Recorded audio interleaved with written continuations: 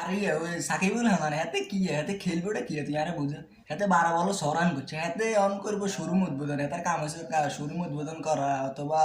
মানুষের সেবা করা হেতার কাম হইলে এটা তুই হেতারে খেলাত কিনলে সাথে এখন অলরাউন্ডার খেলবার আসেন বেটা মেহেদি মিরিয়া সাথে কত ভালো খেলে ওই এর নাম কি ওই সাইফুদ্দিন হেতার বলো ভালো খেলো ভালো ব্যাটিংও ভালো সব কিনে দিয়ে ভালো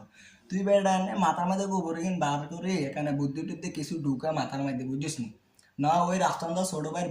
বলু খায় মাথার মধ্যে বুদ্ধি ঢুকায় শরীরে স্পিরিট আন আর অথবা রাফসানদা ছোট ভাইরে ওই টিকিটে চান্স দে তাহলে এতে এত বলু খাই এতে ক্যান্ডিকার একটা ডাইরেক্ট দিব মাস বুঝিস নি ওরে আমগো